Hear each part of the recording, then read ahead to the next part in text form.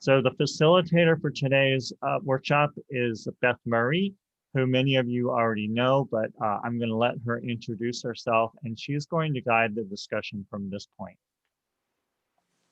Okay, thanks, Linton. I'm actually, I don't know, I think I know pretty much everybody on the call. So I'm just gonna kind of jump in here and say that I think that most of us on this call think that Swarthmore is a pretty special place to live. And we could see ourselves living here for a very long time and staying involved in the community for a long time. We have a lot of friendships here and connections that we would really hate to lose if we were to move on to somewhere else just because we wanted to downsize. But I do think that there many of us, and I've had conversations with a lot of you, are thinking that, you know, we really don't need a big single family home anymore. And the idea that we might downsize into a condo that required less maintenance and upkeep is really appealing. And I know for me personally, I love the idea of having the freedom to walk out the door and close it behind me and be gone for a week or two and not really have to worry about it. And as Linton said, I was asked to facilitate this discussion today as part of the wellness fair. And I think the reason was because I've been involved with the Centennial Foundation here in Swarthmore. And for the last 3 years, we've been doing a lot of focus groups, trying to understand what people in the community are looking for in a lot of different areas. We asked the question, in the best of all possible worlds, what does Swarthmore look like in 20 years? And I'm going to just share with you some of the answers that we got. Let me know if you can see my screen here. Are you seeing it? Yes. I am. Great. Okay, and these are some of the answers we got in doing some of these focus groups. Number one, people would like to see more diverse housing options right in town center, and specifically this idea of housing that's appropriate for people who are downsizing and downsizing from larger homes in town. The other things we heard about were more diverse eating and drinking establishments at different price points, more places to gather, especially intergenerational people gathering in different places, more collaboration spaces or maker spaces, it's a co-working idea, and then finally some sort of real community center with performing spaces and things like that. Now, does this sound right? I mean, does this kind of jive with what you're thinking as well? That all sounds good. Okay. You forgot to list lower taxes. Okay. Well, also, when can we move in? Yeah, right. Yeah, so what would our ideal downsize option look like? What we're going to do today, you know, for however long this takes, and I'm not anticipating it's going to take anywhere near 2 hours, but we have time if we want to continue to talk about it.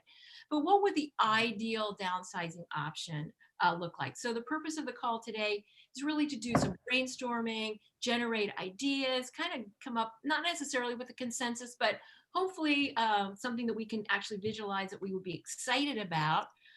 Because in talking to people over the last few weeks, I realized that people do like this idea that we might all, you know, some of us live in a condo building together and have our own sense of community that way too.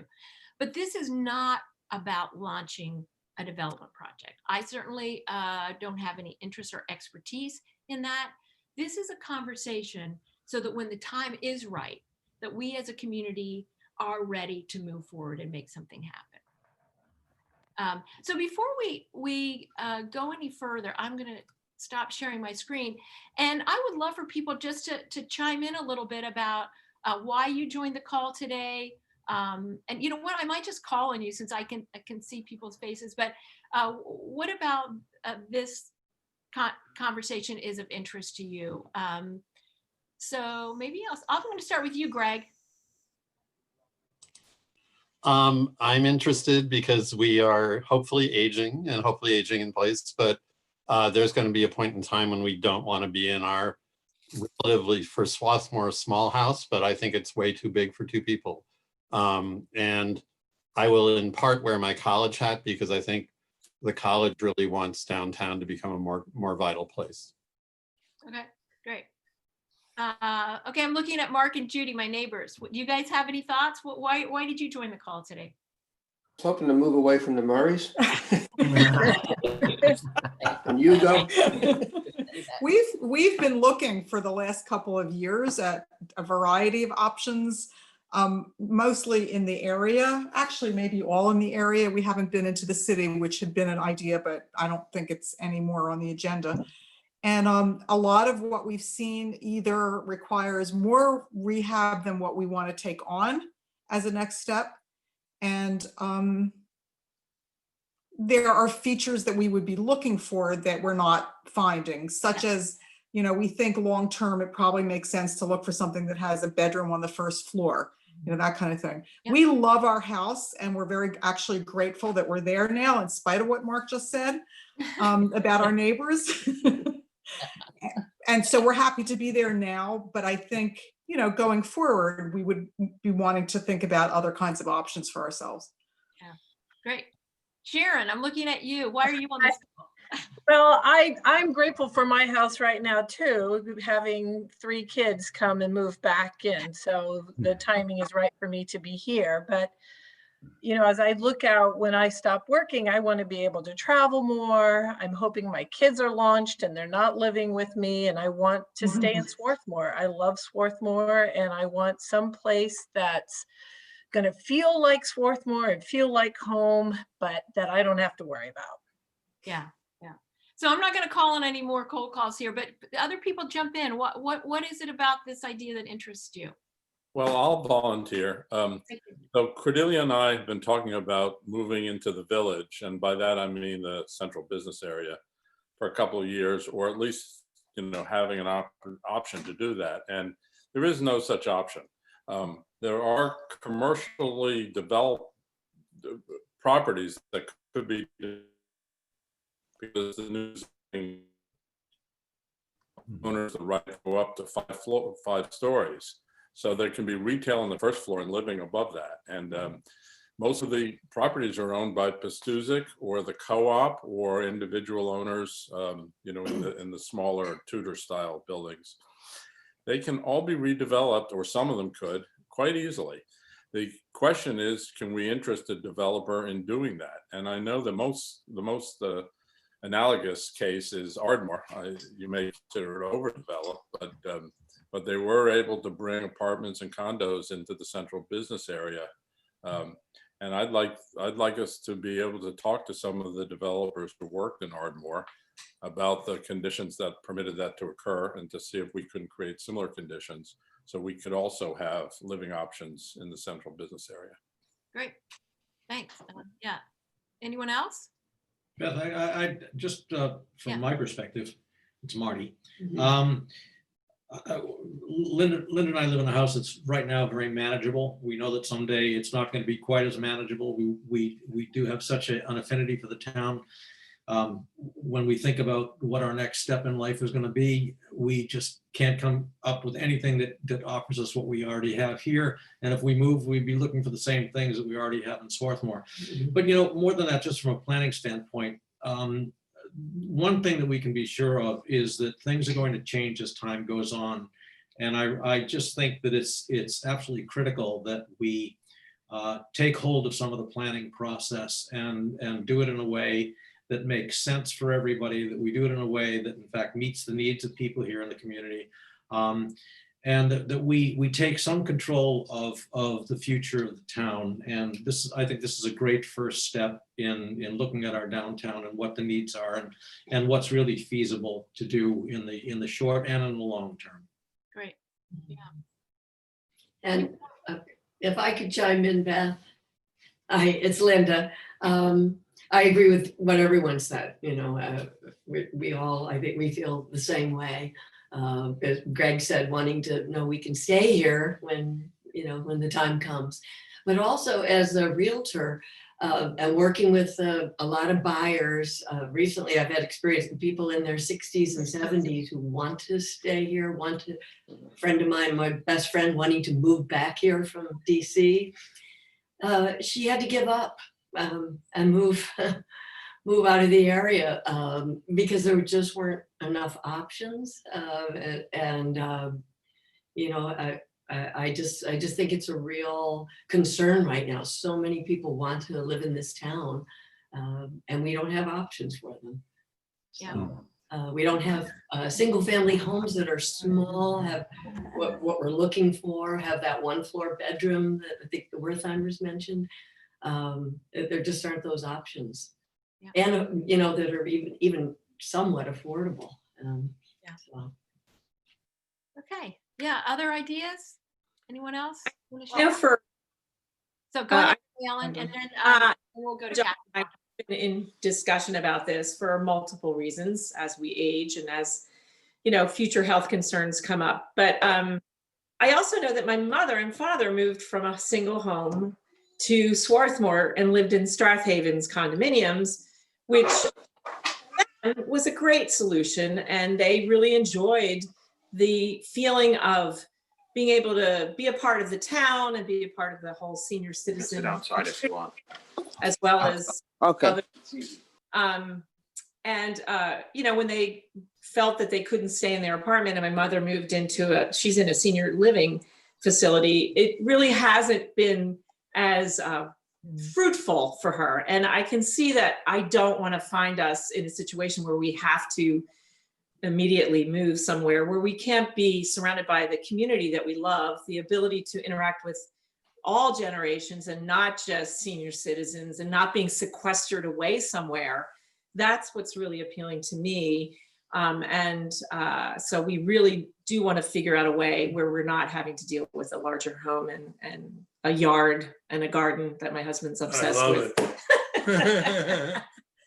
Beth, I have a question, and that is, when people are thinking about this idea, are we thinking about this as like the last stop, so to speak? You know, the person who was just speaking, you know, was making reference to a life care kind of community, I think.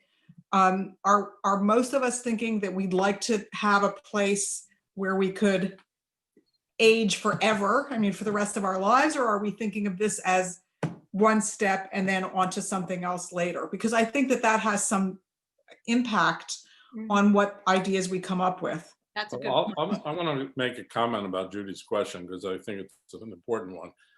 I'm thinking about a step that is not CCRC because there are good CCRC facilities in the vicinity, not in Swarthmore. I'm not sure there's room for one in Swarthmore. I'm thinking more about a condo in the village from which I can walk to the things I love to do, and not about a CCRC. But eventually a CCRC. But not in Swarthmore. Yeah. But you might, this would be where you might be the next, you know, 15, 20 years or whatever, but maybe at some point later when you have Maybe great needs. if health issues require it. If they don't, I'm happy to die right here in Swarthmore. Wait, Okay. sooner than 20 years before CCRC. Well, we may not agree. We may not live in the same condo. I'll go his way, I'll go mine. So we want the option of side-by-side condos? Yeah. I like that. Don, you can move in with me. Judy has her own real estate agent, and I'm not part of that. I thought this wanna is hear- this wait, Charlie Charlie. Pell. I thought I'd add something.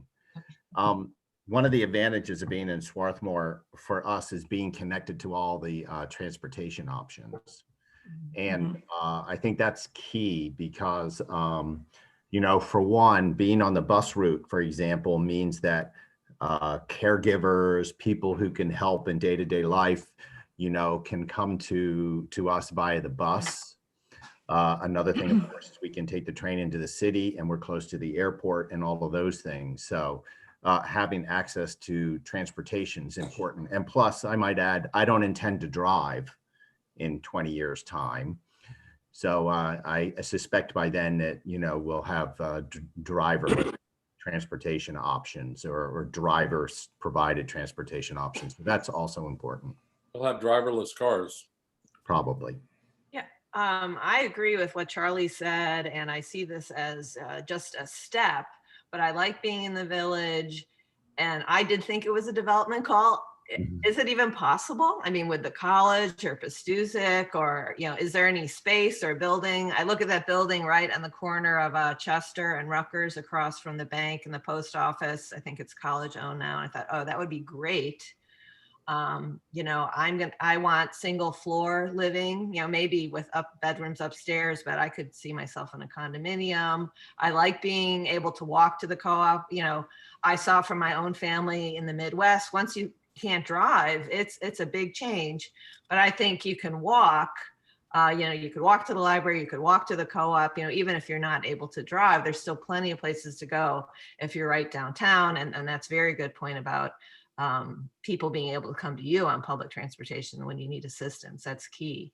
I mean, is it possible? Are there any ideas or plans in the works? Anyone? It's possible, but we need to talk to the people who redeveloped Ardmore, because it's been done in Ardmore. Yeah, I don't know the Ardmore location. Yeah. Ardmore's Well- a lot bigger than we are. But decided I want to move to our. So before we get too far into that conversation about the logistics of making something happen, I do want to kind of brainstorm a little bit about what people have on their minds. And did you want to say anything, Kathy Rocky? Yeah, because I kept seeing your hand up. And so just jump in here and then I'm going to transition to maybe show you some examples of some ideas and see which ones resonate with you. But go ahead, Kathy. Unmute. I think you're on mute, Kathy. Hmm? I just unmute. I think I'm unmuting you. There we go. I think we're good now. Yeah.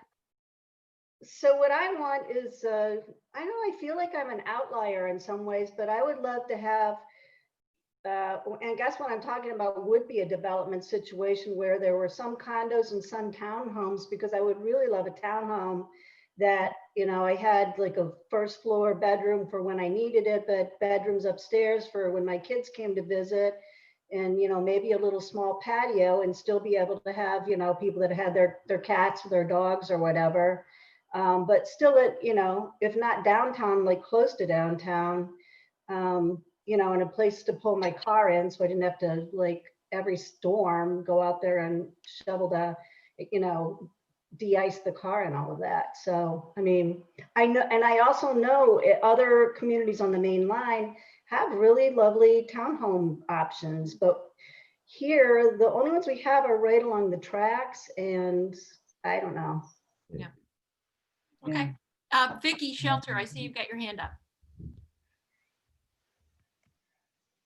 I'm just noticing as we look at each other in our boxes that we're kind of in the same age demographic, and that's great. But, you know, really, I think thinking of different age people and different kinds of people and how we can accommodate that would be a better solution than just, and a more dynamic and uplifting situation for everyone here. If, you know, we could reach out to our younger community, which I love seeing the town changing. And I want to make sure that it's just not us thinking this way, that, you know, other people are accepting of this idea. Because as we know, Swarthmore does not do change well. We've seen that time and time in the 24 years that I've lived here. So I just wanted to, I was just kind of wondering if how much other people within the town know about this. And I know it's been well advertised, but thanks, Beth. Yeah, no, that's a good point. And, you know, I did get a few questions this week as I was talking to some of you about this call and about, is this a 55 plus? And this is absolutely not that. I mean, I'm totally with you, Vicki, that I think what we're talking about today, because this is part of the wellness fair, which was kind of for seniors, that's why we've got this population on the call. But I think the kinds of things we may be talking about today are exactly the kind of features that young professionals might want. And they hop on the train and they go down into the city in the morning. So, and just to clarify, just because my assignment here for today was really to talk about a specific kind of development, Kathy, it's really kind of not the single family or the townhouse. It's really this idea of a mixed use, kind of transit oriented place in Swarthmore that would really be more condos. And that's not to say that these other options aren't good options, but today the discussion is more to talk about if we were to have a new building in town that was maybe say 5 stories tall, because the zoning allows for that, And if it had, say, restaurants and shops and kinds of different amenities on the first floor, but we live above it. This is the model that kind of today I want to brainstorm about, just to be clear around that.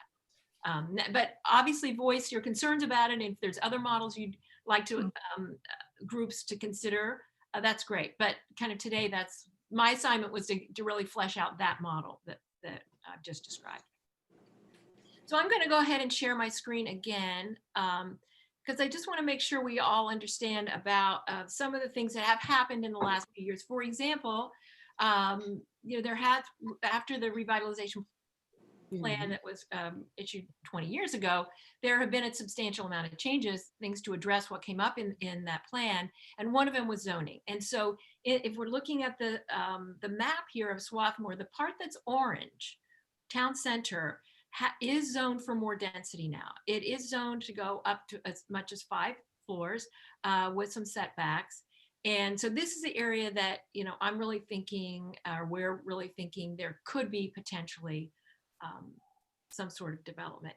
And so if it's okay, I just want to, for the next 5 minutes or so, just go show you some examples of things that might be what we would be interested in, and then hear your comments about what you like about them, what you don't like about them. And then at the end, after I've shown you some examples, I'd really love for us to kind of brainstorm and think about what we would want to create, which is probably not going to be exactly like anything that that I'm going to show you now.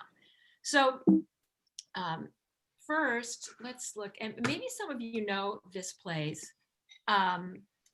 Anyone familiar with this One West up in Chestnut Hill? No, okay. I think some people are. This was built in 2017. It's in some ways it's similar to what I think we're talking about here, which it is 5 stories. It does have on the first floor a number of restaurants and shops. It was specifically created for people who were selling their larger homes and downsizing, but it's absolutely not exclusively for that audience. They're beautiful. I did go up and take a tour of these. They're really nice units. A lot of them do have outdoor space, especially the ones on the top floors. In the first floor, there's a fresh market. There's parking underneath. It's right down the street from Fairway Market, where they do a lot of events for the community, kind of like our co-op, the little shops nearby, which has very much of a feel of, I think, what we have in our community. I don't know, is anyone, I'm not able to actually now see very many of you on the screen. Is anyone familiar with this place, or what's your reaction when you see? Well, I've only seen them online, and because I've just looked at different options around the area. I mean, they look beautiful. They're also extraordinarily expensive. They are. Mm-hmm, mm-hmm. Like $1 million, $900,000 for a 2-bedroom.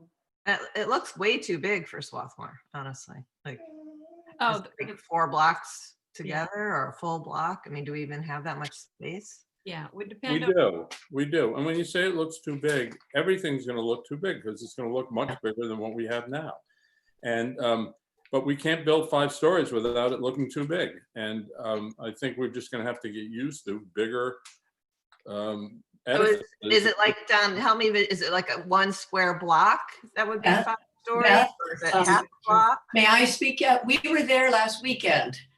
Awesome. Marty and I went to Chestnut Hill for the day, just to, the afternoon, just to walk around. We hadn't been there for a while.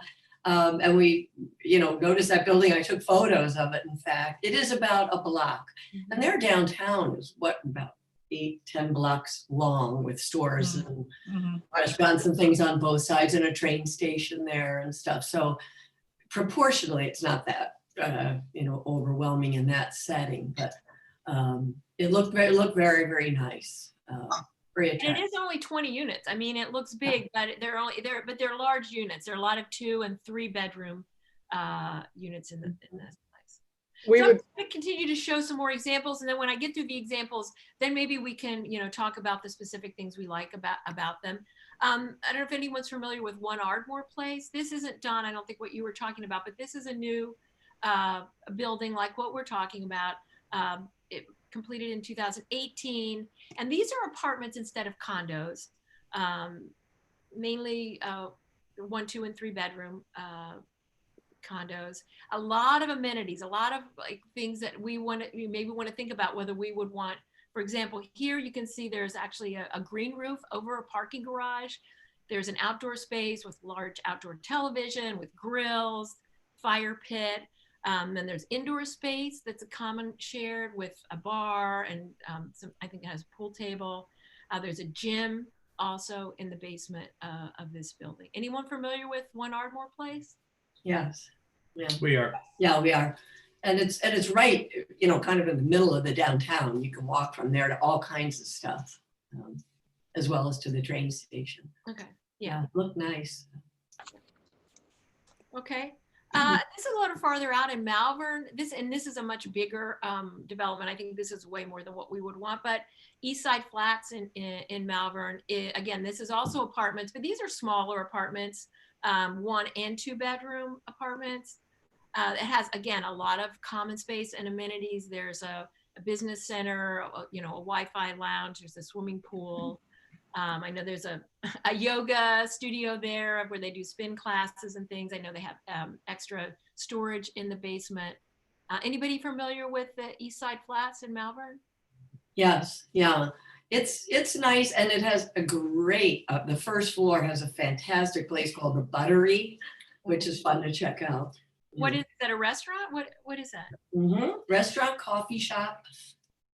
You know, I have to say, for many of the developments that I've seen, this one kind of grabs me the least, just in terms of the design factor. I just don't like the, it's too monolithic to me to really, you know, press my buttons. So it is a bit looming in the downtown as far as I'm concerned.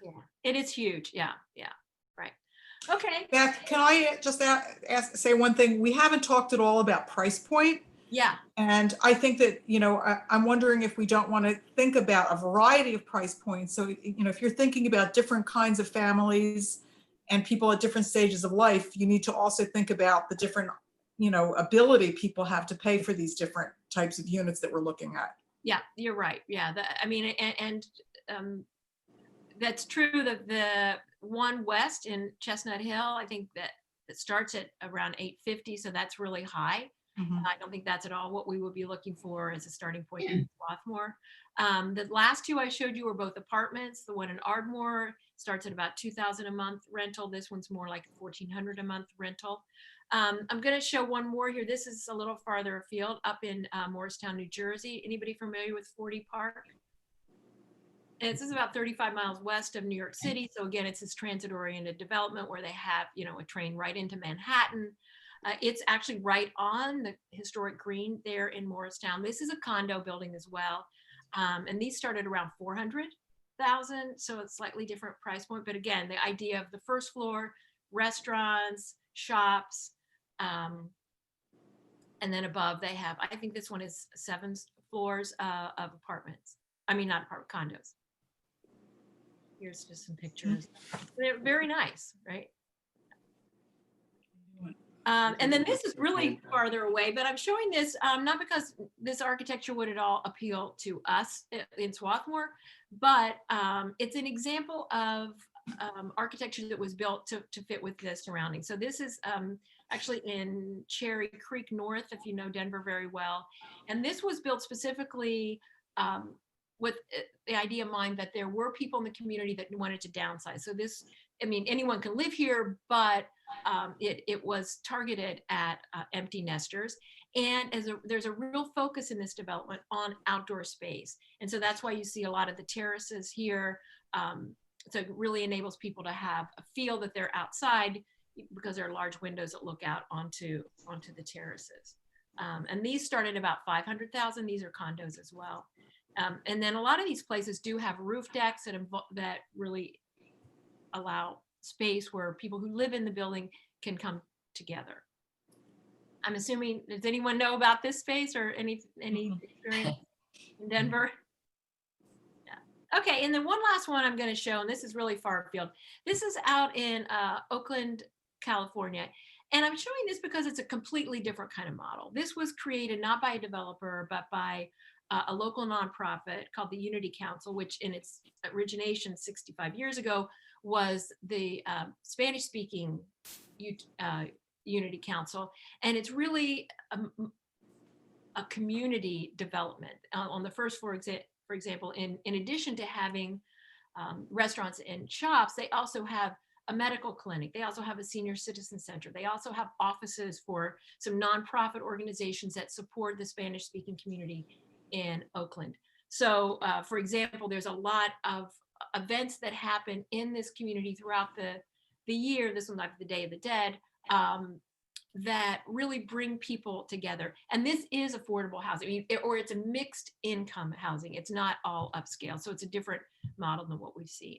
So when we think about Swarthmore, I think some of the ideas that I've heard people talking about are, would this building we're talking about include things like co-working spaces? Would it include, something like a medical clinic? Would it offer some community services like maybe a childcare center or a workout space that other people in the community could come in and use? Performance spaces that other people in the community would come in and use. Something like a maker space. This is a picture of a fab lab, a fabrication lab, where middle schoolers and high schoolers who are interested in robotics and technology could come in, and retired engineering professors, college students could all hang out together because they have this passion for something. In this case, robotics, but it could be, maker spaces can really be anything. It could be cooking, it could be knitting, it could be John Kennedy and your workshop, teaching kids that are younger how to do good work. And I think David Page is on the call too. Like the people who are interested in woodworking or whatever the passion has. This idea of having a space where people of all generations could come together and pursue their passion. So, can I mention one more factor that I think we need to be realistic about? Was whoever develops this is going to need access to capital markets and a lot of cash, because you've got to acquire the property that you're going to redevelop. And so this is not like, community development of, land that maybe is donated or is not expensive, that you can build co-working spaces and nice, things that are nice to have, but maybe don't generate the revenue to repay the loan you had to take out to buy the space, the property itself. So I'm a little concerned about some of these things that are nice to have become a bit of a distraction, because I think we're going to have to find a developer who has, a lot of financial resources to do this project. And I mean, we have a lot of the things that, am I muted? That, we have community spaces, we have, the businesses. I feel like our Swarthmore businesses are struggling a bit, especially with the pandemic. I wouldn't, I don't know if we can support more retail, or if we really need, we have the community arts center, we have the library. I like the idea of like a big party room, because if I'm moving to a smaller apartment, I might want to rent it when I host, Thanksgiving or something. But I don't want to compete with the town or reinvent the wheel or pay for it. Like Don said, I think we'd have to be practical to what's really going to be viable long term, I guess. Yeah. So maybe we could do a little brainstorming around this question. What might people think we would like to have versus what would you absolutely want to have or think we would need to have in a place like this? I have several things to say. Yeah, go ahead. First of all, one of the problems with our business district, in my opinion, I do have a building there that the shops are very much affected by, and they get very low income and they're very hard to promote. We'd have a town that's invisible. As you drive through, you go down through beautiful trees, looking at a wonderful campus, you zoom under the railroad tracks and you zoom up and you still see wonderful trees and lots of pretty houses. You don't see the businesses. And you're out of town, and you can tell when you've come in and you can tell when you've gone. You have no clue that if you turn the corner and go around the underpass, you would get to a charming little village with a library, restaurants, things we already have. There's living space. We really don't need a theater. We have the Players Club right at the end of Swarthmore. We really don't need Houseplex variety stuff right here in town. We can go to the Houseplex, we can go to the gym down this way and the gym this way, and it's easy. Lots of people run over to college. They make friends with people who play tennis there. And medical clinics are all over the place.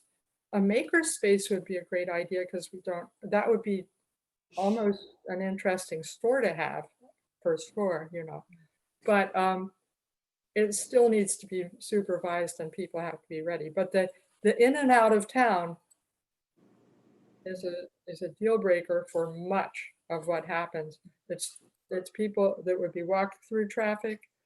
We have no parking. Essentially, those of us who want to park to go to the library get a ticket. Our prize for going there. So can we talk about, so would you think the parking is something that you would need to have for this? Well, if you develop it underground, it's perfect. We do have a building at 114 Park, and it's not my building, but it provided years ago for below grade parking. They basically left the walls off of the basement and made it parking behind. So okay. Can we talk about, yeah. So parking would have to be part of it. What else do you feel like would have to be part of it? Each condo would have to come with one parking space underground with an electric charger. Okay. No, that's because that's. I think that's a good point. I think as far as spaces, we attract an older variety of tenant. Not many of them can go up the stairs. They're unable to afford a big amount of rent. And the limit of the unit size limits it. So if we did 2 big units on the second floor, maybe we would have a 3rd floor. We still wouldn't be able to get the cash out of it to pay the taxes. It's very hard. Yeah. I think some kind of outdoor space. One of the places showed like, there was a fire pit outdoors. And I think that's, if we've learned anything from the pandemic, we don't know what's going to be in the future. And it's just really nice to not be trapped in your home all the time if you can help it. Well, Warehouse 3 provides that every Friday or Saturday. They have a pit, one of the the things, the trash cans that they make out of barrels, throw fire stuff in there and make a flames. And everybody comes and gathers back in our alleyway. So I think it would be nice to have it at the property and you could do it anytime, Vicki. So Vicki, go ahead, hop in. I see your hands up. I want to piggyback on something that Don Delson said about the electric charges. I really think this is going to take a while to be put in place, and we need to think about sustainability. A green roof and outdoor spaces, sure, the warehouse does, but that doesn't work in winter, really. Right. And someone mentioned earlier about, if family comes, you want to be able to have like a room for gatherings and things of that sort. So I think that like really trying to think about, the future and what we know is changing already, and sustainability is, in my mind, a need. So I love the idea of the electric chargers. I think we need green roofs. I think we, any kind of just sustainability. The train's important. Ideally, we should stop relying on cars. Honestly, that's what makes this town so wonderful. So just thinking a little different than just what we want, what would younger people want, and just thinking a little bit outside of the box. Okay. So let me I'm going to put those like to have just because they're slightly different, but so you were saying you would like to have a green roof. Just something that would help us all. Like if we have solar panels, that cuts back on utility, the, electric car chargers. Dave Horry help me out here, or Charlie, but just something that could make it somewhat sustainable. I keep using that word, but I don't, and I think that it also would pay off in the long run.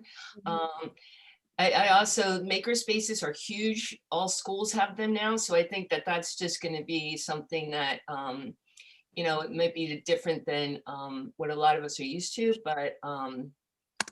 So you're saying that was a maker space is a like to have? The needs and the likes, I'm a little confused on that part, but I'm just kind of trying to think of what I know young people are doing, and make sure that we're not being just thinking of ourselves, but what other ways of life are changing for younger people, and just different gathering. Okay, yeah. Well, here, go. Does somebody else want to jump in there? Sorry. Yeah, I actually lived in or had a home in a 55 community in Arizona for a while. I mean, it was a lot of outdoor condos, so it's different than what we're doing now. But one really nice thing they had was these, which maybe we could have in the building, was like a big space that would be multi-use studio space. So if somebody liked to do woodworking, fine. If somebody wanted to work on their loom, fine. If somebody wanted to paint, fine. You'd have a utility sink down there, and it would just, be for whatever people wanted to do. Okay. I wanted to say, I don't know what it's called, but I know that like a lot of young people rent like office space or cubicles. And I think if these condos are going to be expensive and you can't afford, let's say, a third bedroom as your office, it would be nice to have like a downstairs space where you could rent, work, office space. Yeah. Yeah, the co-working space. Yeah. I don't like to use what the it's term called. WeWork anymore since Yeah, Is that very different from the maker space? Yes. I confuse the two, I guess. Okay. When I say co-working space, you might imagine, people working at desks where they have high-speed Wi-Fi. You've got a coffee maker. You've got some conference rooms you could use. You might have shared office equipment. It feels almost like a giant Starbucks in a way. When you talk about maker space, there's probably going to be some sort of specialized equipment there, whether it's robotics, whether it's a kitchen. It's where people of different generations come together, not to do their work for pay, but more as to pursue a passion or an interest.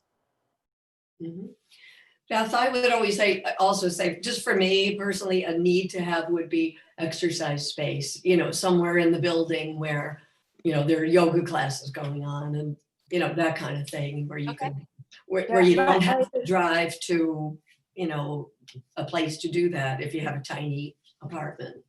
Yeah, I agree. A gym, because even if you belong to the Healthplex or one of the other gyms, if the weather is bad, you won't want to drive there. So, yeah. Well, maybe that the multi-use studio space could also be used for something like that. Yeah. Greg, I'd like to add one thing here. Is that there's some specific things that I would like. I mean, an outdoor space, it would be really hard to give up being able to garden and so forth. And even though it's getting more difficult to do, having access to some outdoor space would be important to me. It seems like the community garden spot is a little far away, depending on mobility. And I guess one of the other things I think about is some sense of what the organization would be like. I've never lived in a condo, haven't lived in a lot of multi-unit apartment things, but I'm wondering what kind of organization you have or what kind of process. And my background, I guess a little bit, is I lived and worked at Pendle Hill for 12 and a half years. And when I came to here originally in 2005, I almost felt like I was deinstitutionalized. It was like there wasn't somebody else to carry the other end of the table, or there wasn't somebody to drive me to the airport or help me fix my, go get my car repaired or something. So there's something about some kind of organization. So I'm sort of looking for community as well. And my wife and I have split up this morning with her going to the co-housing one. Okay. But community is important to me, and how you establish that, and what kind of tenants organization there might be, and how we might be as a group. And I guess I also don't want it to be exclusive. I think there's so many problems with so many communities not willing to have any kind of low income housing. It seems like there ought to be some kind of a mix. Okay. You know, and Beth, I do, you know, as Tom just mentioned, the other seminar that's going on right now as well, which is the co-housing seminar, specifically speaks to those kinds of programs where people live together, but it is more community oriented. Where Right. So I think that I mean, this is going to be development. How it's structured is going to depend on the people that move in and how they decide to do it. I don't know if that's going to be necessarily dictated by the developer, if and when it happens, but co-housing is different. So people that are interested in that, I know that these seminars are being video or taped and recorded, so you can always see that later just to get a better sense. But Tom, I think you're right, and I think that's specifically what co-housing is all oriented toward. Right. Is community. It really is much more community within a living environment. Yeah. Does So the college, oh, sorry, does the college want to partner in any way and help develop this? The physical spaces.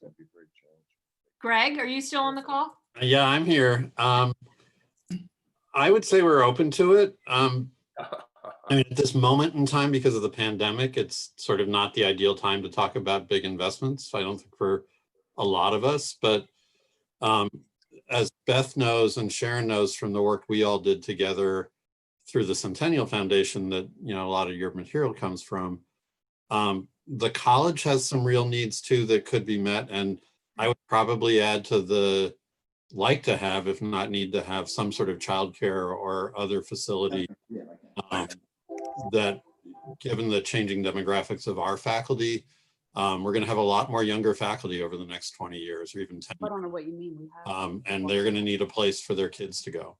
And, you know, there's just no space right now. So something where they could drop them off.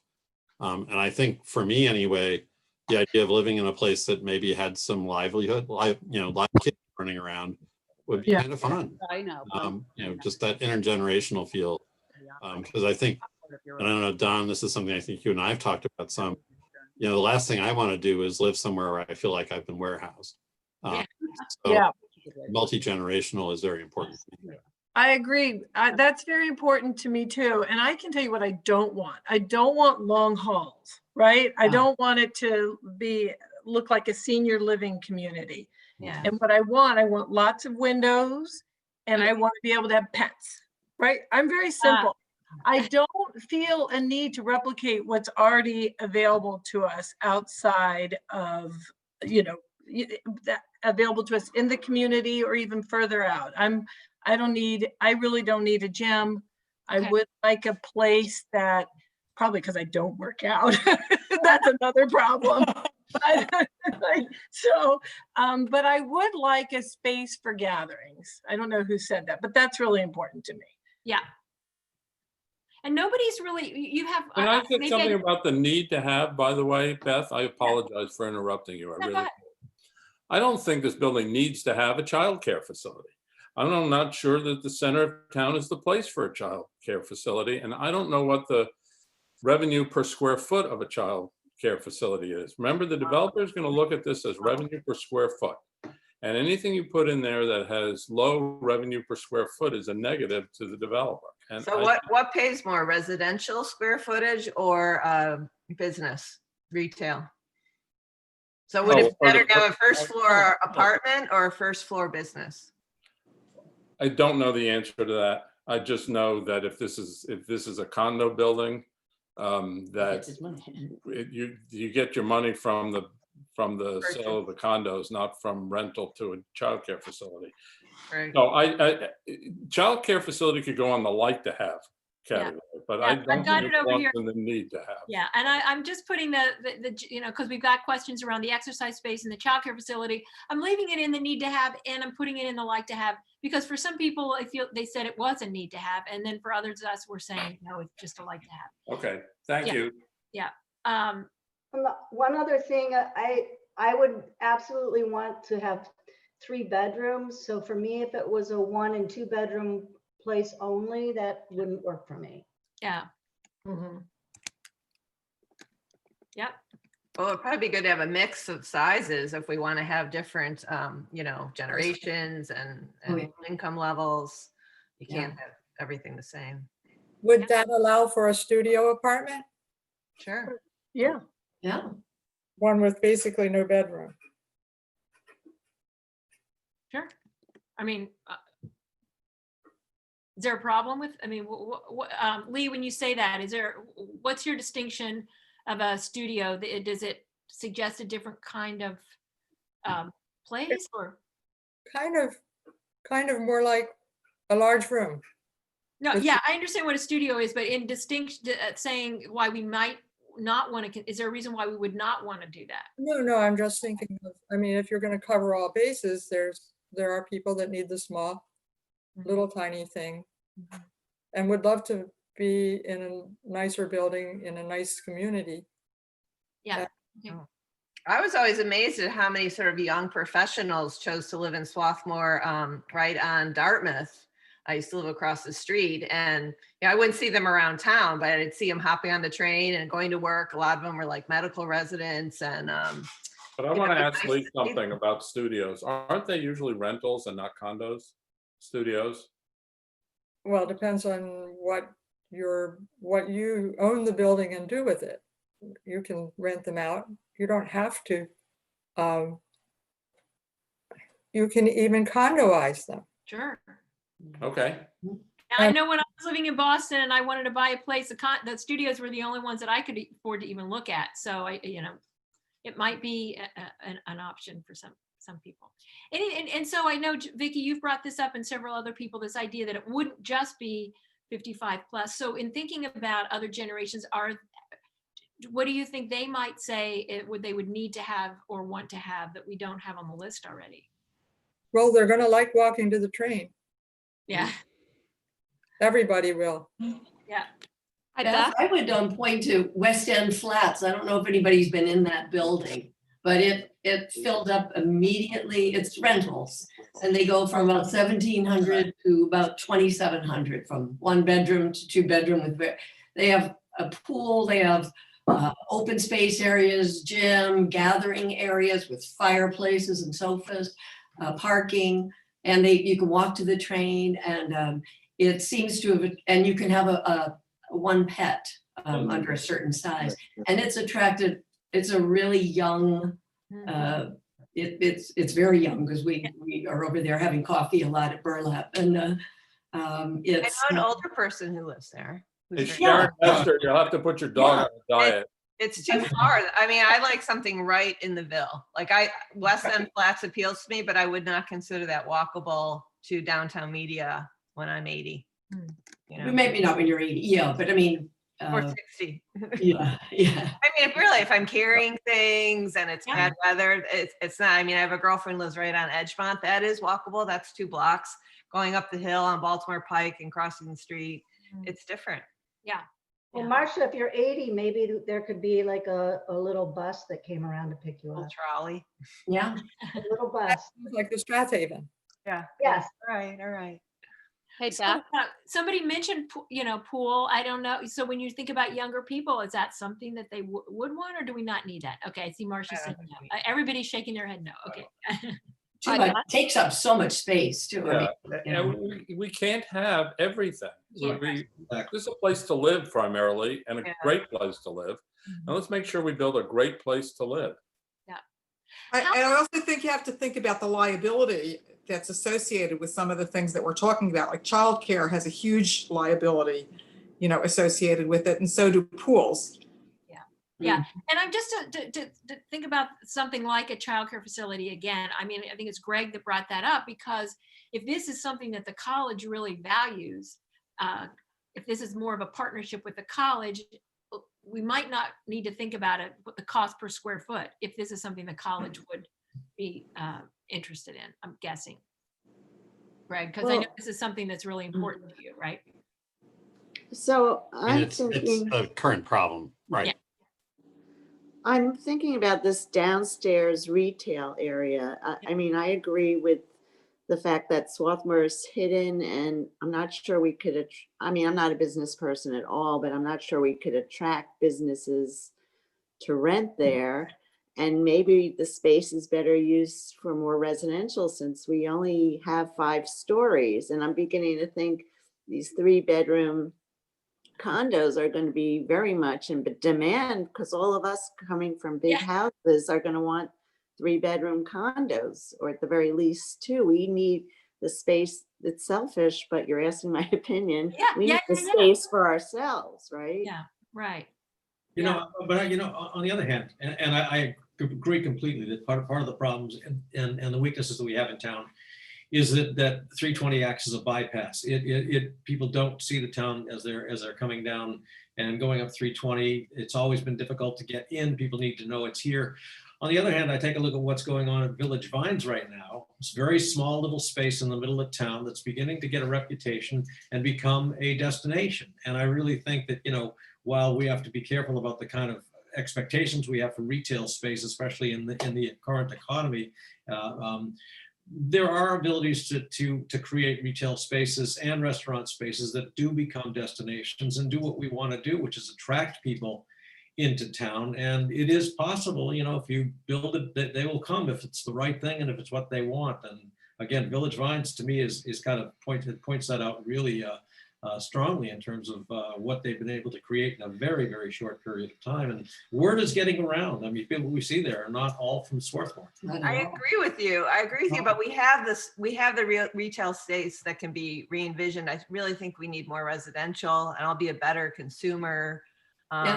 You know, and some of the businesses that we have might change if there's more activity or prompted by Village Vine. But I think the shortage is residential space, not retail. Yeah, I hear, but I hear what you're saying, Marcia, and I totally agree that I think Lauren, you said this, that, you know, there are going to probably be more people that want to live there than maybe we can accommodate initially. But I think that the idea that the first floor could be something vibrant, that when you walk down the street, there's a lot going on. There's people on the sidewalk. We've got things spilling out onto the sidewalk. Also, my understanding is that a lot of the space that exists already in the town isn't really conducive to businesses. For example, if you want to put in a restaurant, it's going to be hard to do in the existing space. They're small, there's not good ventilation. It's hard to get the delivery trucks in there. I think the first floor of this place could be specifically geared towards what people coming or businesses coming into the community are looking for, which we don't currently have. And Sharon, you might be able to talk to that. Yes, right. And I do want to say one other thing. You're right, Beth, totally on. An ADA is a real problem for us in our current buildings, right? If people can't get into many of our existing buildings, but by having more people in town, that's going to help our retail. It's a symbiotic relationship. So we want to have more people living in town, and that will support our businesses. Right. Did you, Mark and Judy, you had your hand up. Did you want to jump in here? Well, so I had a couple of things that I was thinking about that started back when I put my hand up, but I guess the first question is, we're talking condo, and why that, and how does that compare to considering apartment and rental? Right. What are the pros and cons of that? And with respect to the retail, and the invisibility of the town's already been brought up. I mean, any businesses that open there are going to have to rely on Wallingford, Swarthmore, maybe more. I mean, nobody's going to come from Bryn Mawr to Swarthmore. I don't think we're getting that kind of traffic. So can we support retail on the first floor of such a building? I'm not a businessman and I don't know real estate, but it seems to me it would be difficult. But just to piggyback on what Mark is saying, does the model work to have both condo and apartment living in a building? Mm-hmm. That would be my question. Yeah. And go ahead. Anyone who jump in here. I wanted to just say that I wonder if as we grow older, if we don't want to encourage ourselves and each other to think differently about the amount of space we really need. As a senior, so here's my thing is, an extra bedroom is a nice thing, but gee whiz, you know, there's 40 extra bedrooms at the inn. That, you know, you could rent by the night rather than pay for them permanently and have them available. And there's party space at the inn. So there are things you can do outside your home that you don't have to pay for on an ongoing basis. Just saying. You're absolutely right. And I also want to address a question Judy just had. Can you mix apartment rental and condo in the same building? Yeah. It's a little bit difficult because you tend to have a condo association with condo shared spaces, and you pay a condo fee for the use of those spaces and for maintenance, both of your own unit and for the general areas. But I envision more than one developer and more than one building. So I don't think we need to make a choice between rental and condo. I think we should have a condo building, and I think we should have a new rental building. And I think we should have both. They probably can't share the same building site itself, though. Yeah, interesting. Okay, and I was locking my thinking into one building. I wasn't thinking about multiple buildings here. Yeah, okay, yeah. And I know, having just looked online at some examples of how things were managed in other places, and often it would be, you know, one management company is really working on the first floor and what's going in there, and then a totally separate group looking at the apartment or condo part of the building, which might, you know, change a little bit about thinking of the financials for those. Other ideas, things that we've seen, maybe, how about, let's just, you know, be creative for a minute. Are there any things you've seen in your travels, other ways of like that these buildings have been integrated in the community, the role they play in the community? Just brainstorming, what like in the best of all possible worlds, what could you see happening? And I know that Don Delson, you're probably saying, well, we got to think about the finances, which is true. But just for a minute to kind of break out and think about what, in the best of all possible worlds, what could this do? What could this serve as part of the town center community? Any ideas based on what you've seen other places? I'm thinking, for example, connection to the co-op, you know, or the connection to physical connections to other places, or outside the outdoor area. Is there a way you picture this looking and integrating with the town center? We have so little space to really make, without taking a whole bunch of things down and putting something brand new up. That would, I mean, with what we've got, we don't have very much land. And then what's available, we're working with that. But I did have an idea for the underpass. Go ahead, Lee. And it is, when the college put the bookstore in, we thought we'd have a lot more traffic. I doubt that anyone sees that side of the road before they look at the little shops.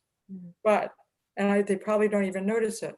But my suggestion was to make a giant mural inside the underpass and shows stores and, you know, a charming little village that they're going to, and say, don't miss this, somewhere in the package.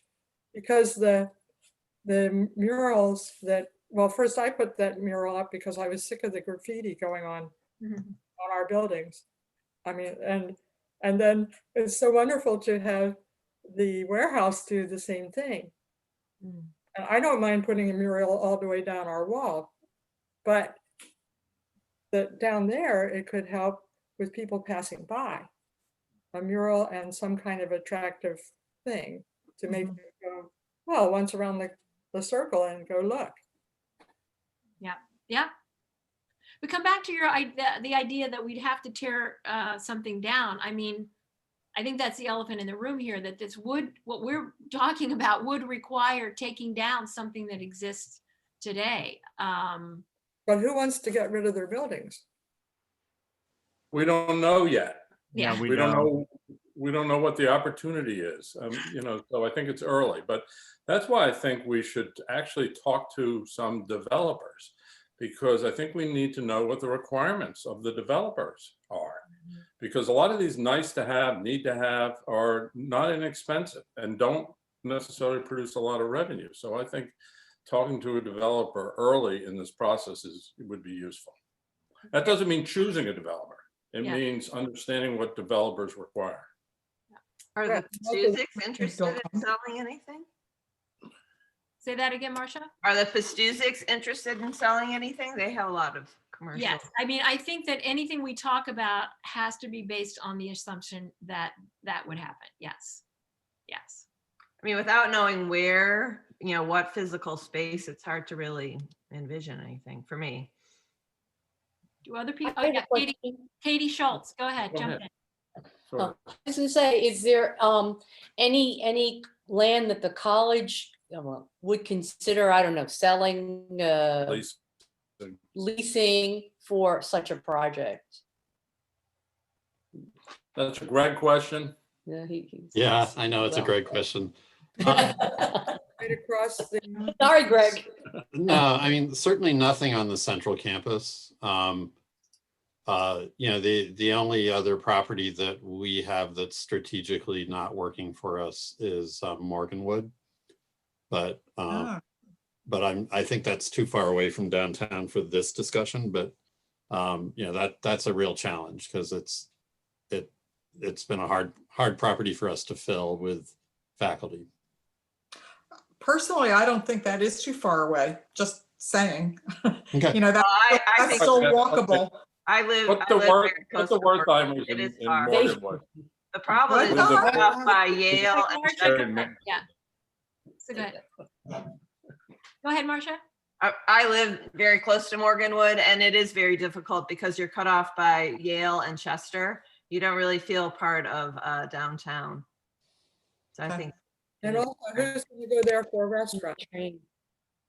So wait, but can we brainstorm for a second? Let's think about, so we're saying possible locations, the Morganwood, not that these are the answer, but just possibilities. Over the co-op. Over the co-op. Yes, over. It's only a 1.5-story building. You can go to 5. Right. And you need to build it on the structure itself, which I understand will not support additional floors, but you could build it around the structure. Okay. And I know that's possible because I've talked to Bill Cumbie about it. Okay.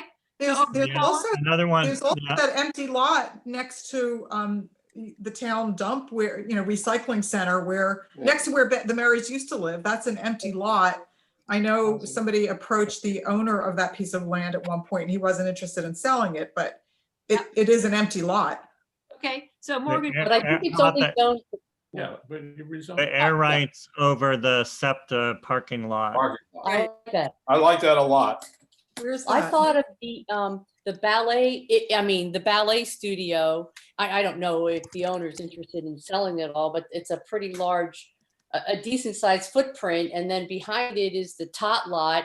And if you could, you know, relocate the tot lot, you have a fairly decent size area. That's a thought. It's such, Okay. Where else? The area behind, you know, where the people park that work at Renato's and I don't know what you call that area. Beth, you know what I'm talking about? There's that it's sort of a wasteland back there. it's actually. They own it. Yeah, they own it with their- It's part with of their buildings. lot. Parking.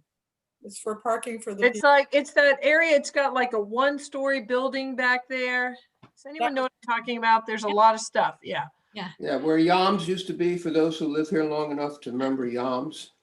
Yes, definitely. None of you know not Yams. Yes, Well, Yams had very good hoagies. yes. Let's bring back Yams. And build a place over it. So the Centennial Foundation won't like this, but how about air rights over the Borough Hall parking lot? Yeah. Yeah, Borough Hall parking lot. It should have been a parking garage. But Let's go back and do it. What about the space that's already housing right along the railroad track, sort of behind Hobbs and between Hobbs and the co-op that faces the trains? that's all. That's Pastuzic. Pastuzic owns all that. Yeah. Make a deal. Okay, but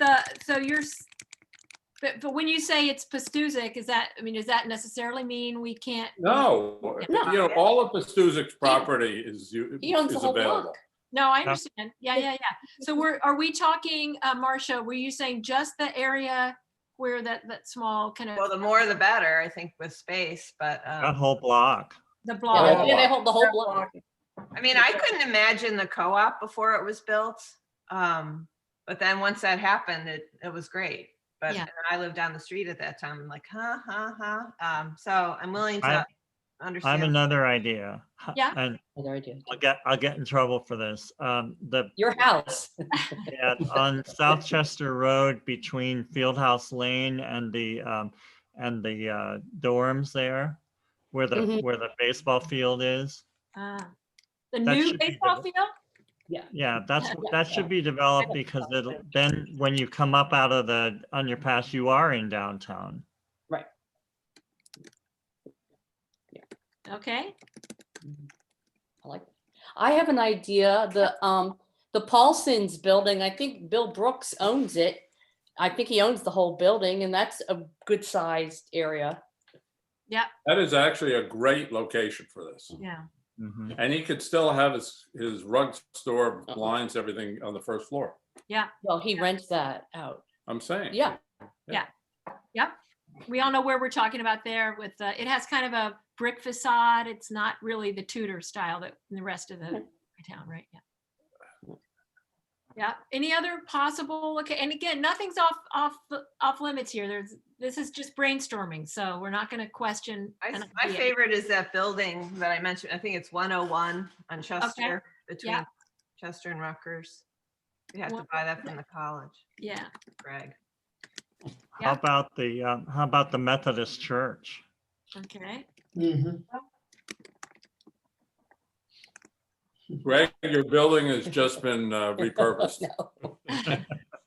No. I know, and as well as my softball field. I'm feeling. Right. I know.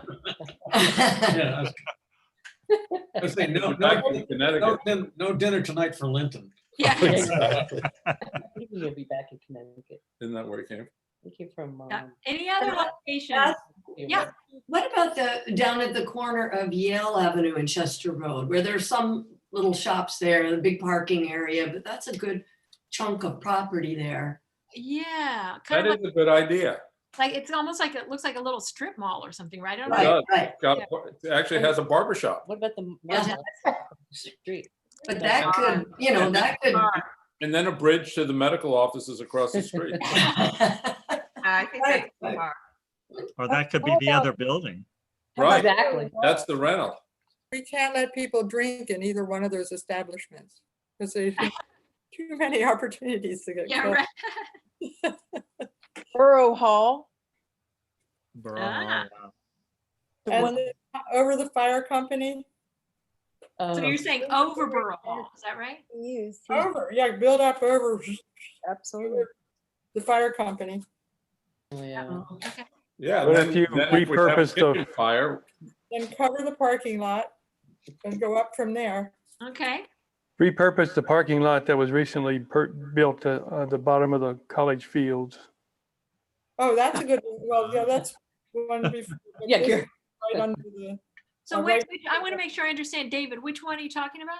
That new lot. The one they recently built, that they took part of the college fields, Next to the SEPTA lot. Yeah. Oh, got it. student parking.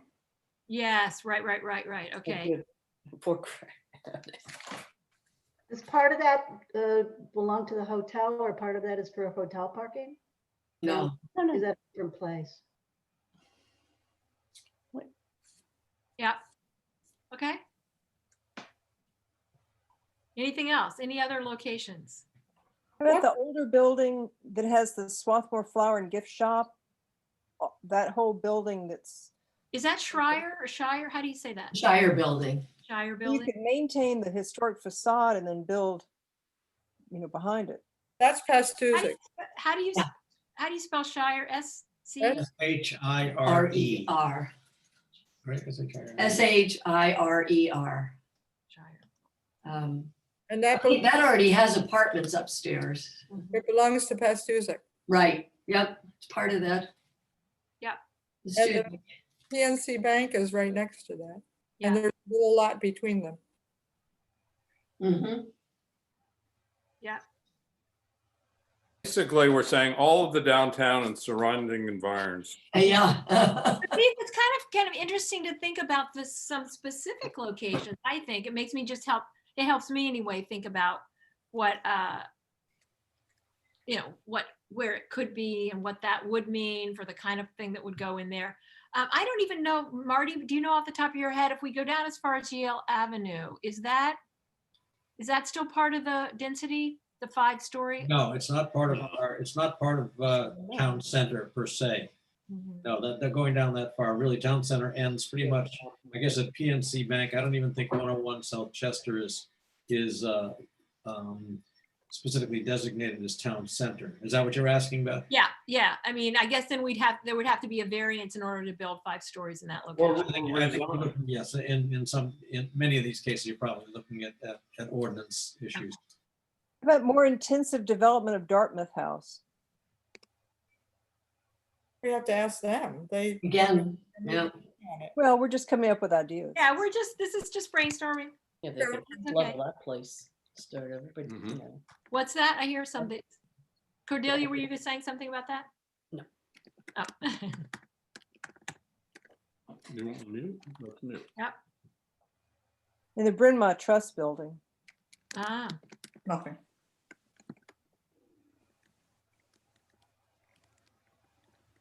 That would be, that is considered, that's part of town center, right, Marty? Yes, it is.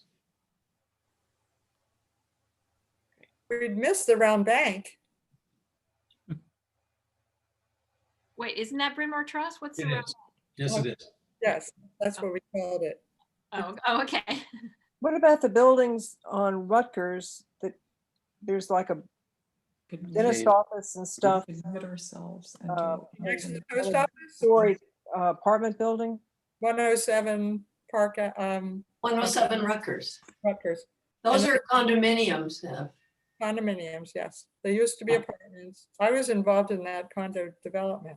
Yeah. Yeah. Those are condos. The ones next to the What post are you office? saying? So Lee, are you saying to, tear them down and build something new or just repurpose them? Tear them down. They're close to the smallest apartments we have in Swarthmore, and people we condoed it and sold it to people, and it seems to work nicely as a condo building. The ones next to the post office are condos? Yes, they are. Yes, they are. And they're quite affordable. As Lee said, they're fairly small. They have parking. Some units come with a garage underneath for parking. I think there are 13 garages. There are 2 laundry spaces. And then the little shops along the walk as you go past the post office. And then the building across from there, 100 Rutgers, those are also condos. So Beth, can we talk a little bit about process? What do you see coming out of this, and who looks at it next, and who else should be involved, et cetera?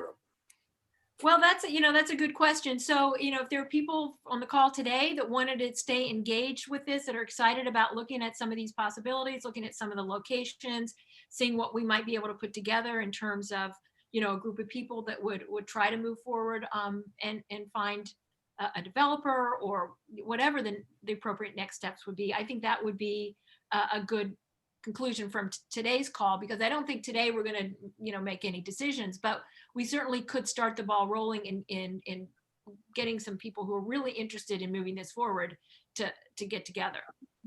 But what do you think? Does anyone else have suggestions for next steps? The 2 critical pieces here, obviously, if you're dealing with districts that are already ordinanced to accept this kind of development, is somebody willing to sell and someone willing to buy. That's really, because right now, as you said at the beginning, Beth, many of the ordinances have already passed that would allow this type of development in. Not that would, necessarily preclude a lot of community input. And as somebody said, change does not come easy to this town, but we already have ordinances in place that would allow this. Yeah. But as most of the spaces that we're talking about, they are in private hands right now. It's going to depend on whether or not owners are willing to sell. and if people are willing to make offers that make it attractive to sell. Yeah, I see Carol Minky, you had your hand up. Did you want to jump in? Well, just that if we are going to be looking outside the town center, I would suggest pursuing an ordinance change that would allow an overlay zone for mid-rise or multi-use structures. And that's something that the Aging in Place Task Force recommended. And that was going to be on the next task list after the other couple of ordinances that and that's already been talked about. I just haven't gone back and pushed that option and talked about it with Borough Council. But so I want to take up on something Beth proposed, which is that this group is obviously the most interested in redevelopment of the downtown area for condos or apartments that we might enjoy living in or owning. And I volunteer to be part of that unless my presence in that group would drive off other people who might be more valuable. You mean like Mark? Like Like Mark Wertheimer. I was really thinking about Judy Wertheimer, who could be much more creative in her mind. But but it seems to me we get a group of 6, 8, whatever number we need. How do I join? I don't know. I just touched. And then Marty said you need to look at a buyer and a seller. Should still simply start talking. Okay, somebody, sorry, Don, can you just hold on for a second? I know somebody is trying to, they had their hand raised and I can hear her talking. Can I just, did you want to make a quick comment before Don finishes, or can he finish his recommendation? Whoever was just talking? I just fixed that. Oh, you did? Okay. Somebody's talking. Sorry. offline. Okay, Don, go ahead, please. Marty said, you got to identify the buyers and the sellers. We know who the owners are. They're the potential sellers. We have no offer to give them to consider whether they would sell at a particular price or for a particular purpose. So I think what we need to do is talk to people like Bill Cumby, maybe Marty knows some, the developers of projects in the vicinity. I don't expect somebody to come from LA and build a condo or apartment building in Swarthmore, but the people in the Philadelphia region who build these types of projects, and talk to a few of them and see if one of them thinks this idea is feasible and would want to give us input. And it could be more than one. Because I don't want to select a developer. Yeah. I just want developers to give us ideas and constraints and information that could help us move this ball. Yeah. Vicky Shelter, are you still on the call? Well, I am. Yeah, and so I don't know. I mean, we could definitely put together a group from this call, but I heard you saying earlier that you don't want it to limit to just our demographic. So would you have a suggestion about, what would your feeling be about that? Should we be, if there's a group going forward, should we intentionally try to include others? Well, I think someone mentioned earlier the importance of community, and Swarthmore is a community, and I just wouldn't mind hearing or creating a way for other people to put input into the thinking of, especially if we're talking about totally kind of changing the way that our downtown looks, which I think we need to do, just because it's aging and it's not very attractive anymore. But if we could get some other people's thoughts from a younger demographic, I think that would be beneficial to all of us. Have any of the owners expressed interest in redeveloping their own property or looking for a partner to, like Vicky said, update it, make it more, revenue producing or attractive?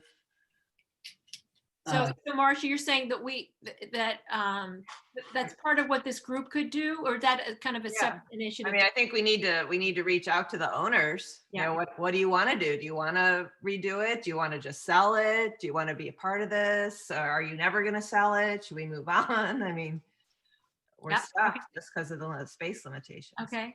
Marcia, I think a lot of that has been going on already.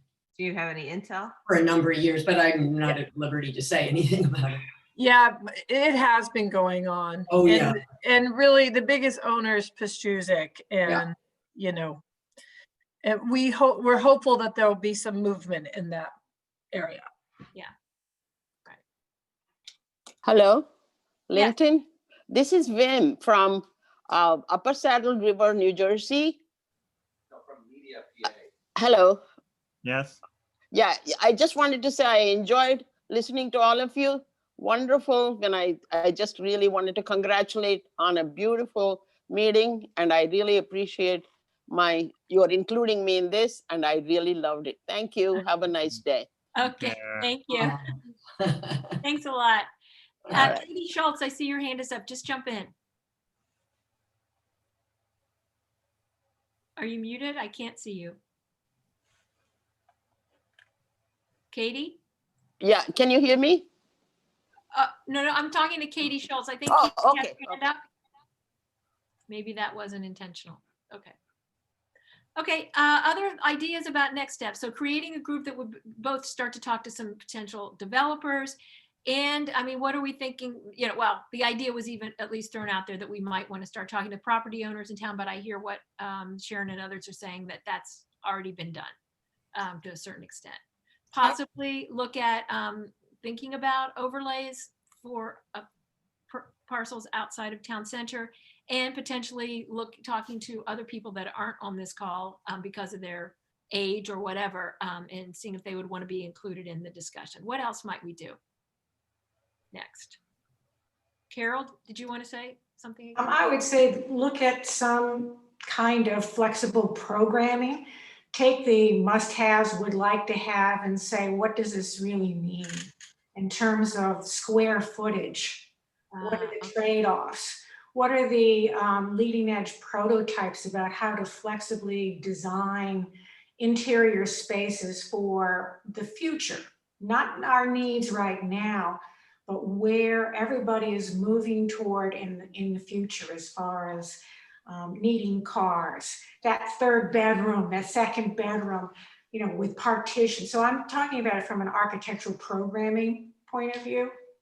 The ideas that we can generate to nail down how to design this. Okay.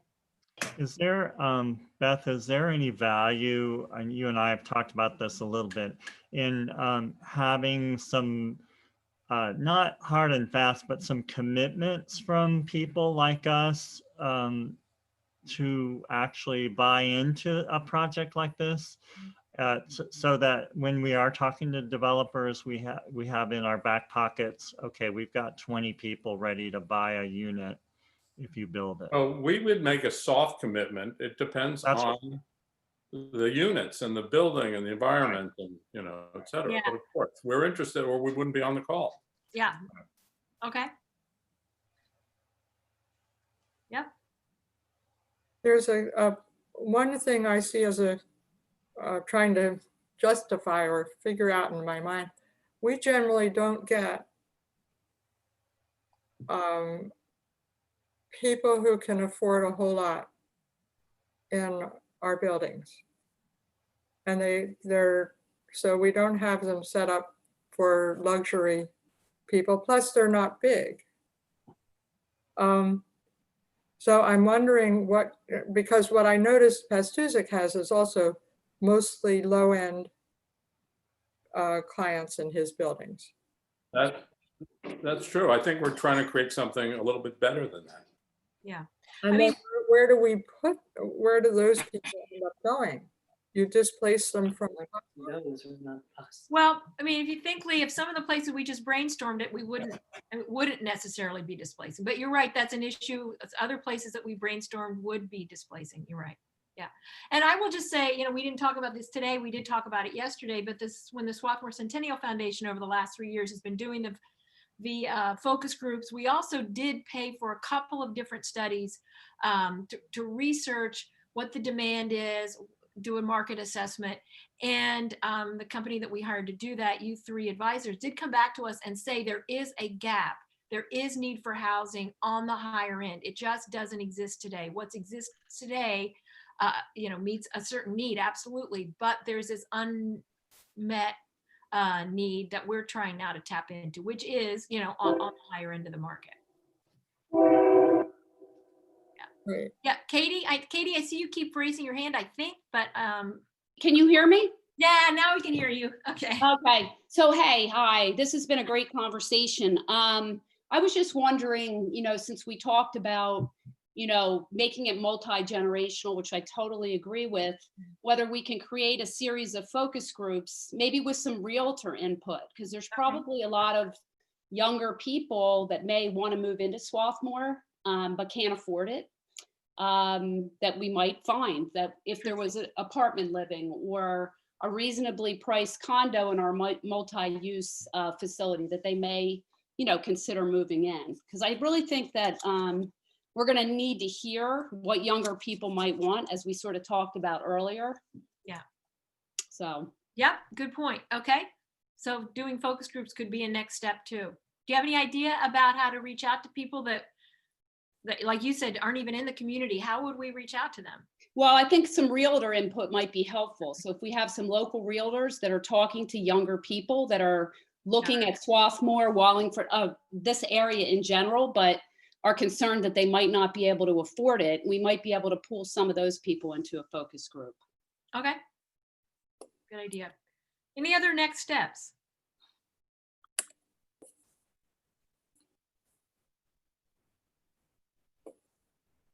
Any elephants in the room we're not acknowledging? Anything, anyone sitting there thinking, I can't get on board because we haven't addressed X. What's X? Well, one thing, it seems to me like there's a great need within our own community for older residents who want to stay. I don't think there's a need to try to attract more people into Swarthmore. Okay. And so these buildings that we're talking about are going to have very limited number of units. Mm-hmm. And so I think if you start attracting younger age groups or people buying them for their students while they're in college, as opposed to college dorms, you immediately do not solve the problem for the older residents who would like to stay. Mm-hmm. I mean, everybody's one of the reasons I suggested, I think we're talking, I'm sorry, I think we're talking about more than one building though. Okay. Yeah. Because you can have a building for students that, their parents want to buy them housing while they're in Swarthmore, and other students who work and want to take the train, etc. And then you can have a building for older people who want a condo over the co-op. And so just to go back to the number one item on our list here, the create a group to look at moving forward. My impression was that this was specifically for the first building, which would be fulfilling that need of people who want to stay in town, people, empty nesters looking to downsize, and potentially young families or not young professionals who want to live near the train. Not looking at all the options. Is that right? That this group would be looking at talking about a specific building. Is that right? Well, that's what I'd be most interested in. As I say, we can do this in stages. We don't have to do it all in one building in 1 year, but we got to get started. Yeah, I'm interested in something for myself as I get older. Or us not solving the whole Swarthmore housing problem, but more specific, which I think would be more manageable and better to accomplish. Yeah. So and that is also, we have to recognize that many of us don't have a time frame that would allow for 20-year development. Yeah.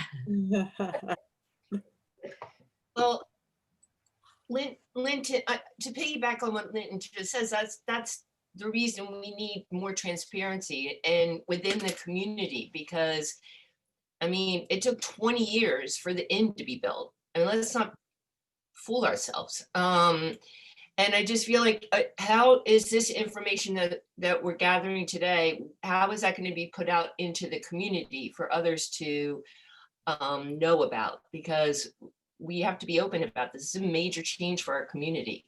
I think this smaller group that Beth suggested creating could create a timeline and transparency and put out information to the community and invite the community to their meetings as observers and as participants, et cetera. But I don't think we're going to solve all of those procedural issues on this call, but I really think, you know, for those of us who have maybe 20 years to live, and that's optimistic in my case, based on my parental timelines, my parents' timelines, I think we should get started.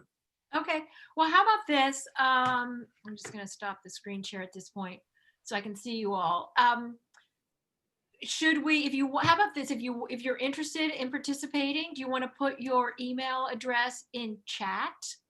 And then I will send around an email, and maybe we start the discussion and then think about having a first meeting and go from there. Because I agree, we're not going to make any more decisions today. This was really starting the conversation, getting ideas out, generating ideas that we have in common, so that we determine if there's a group that wants to go forward. So, yeah, any other final comments before we just kind of. Well, I have a question about if we're interested in participating. Does that mean if I give my email, that means I want to be on some subcommittee, or it just means I'm interested in the entire project? I'm a person who might, consider strongly buying in down the road. Yeah, good question, Kathy. Here's what I'm thinking. If you put your email in chat, that means you will get an email from me in the next day or two. And then you can respond however you want to that email, saying, I just want to get updates, or you could respond and say, I want to be part of this process. So all you're committing to with the email is just that you'll hear from me. Okay. Yes? Yeah.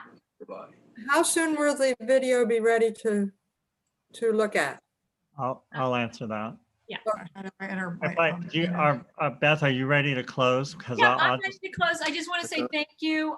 This is something that I felt for a long time that we need, just because I hate to see great people leave the community. And over the last few years, I've seen friends who were older and wanted to downsize but couldn't find an appealing option leave town. And so I'd love to be part of finding a solution and a way to keep the community. So thank you, everyone. Yeah, I'd like to thank you, Beth. I'd like for all of us to thank Beth for I think Beth did a great job for leading us in this discussion. Again, I introduced myself at the beginning, but I'm the president of the Swarthmore Senior Citizens Association, and I would be remiss in suggesting that even if you don't think you're a senior, and I see a bunch of people who are maybe not seniors yet, but we would love to have you join our organization. If you can do that at swarthmoreseniors.com and become a member at only $20 a year, $20 a year, or $30 for a family. So check us out. We're a great group, and we'd love to have you be part of us, even if you're not a senior yet. So take care, and thank you, Beth, again for organizing this. Beth, you have something to say? One last thing. I was just going to say, I'm going to hang out on Zoom until the last person wants to get off. Any other questions or anything, we can talk. You hit that little arrow when you want to send Okay, it. that sounds great. Message. And I think we'll stop recording it now, but we'll stay online. Okay. Okay. Take care, everybody. Bye, everyone. Thank you, Beth. This is great.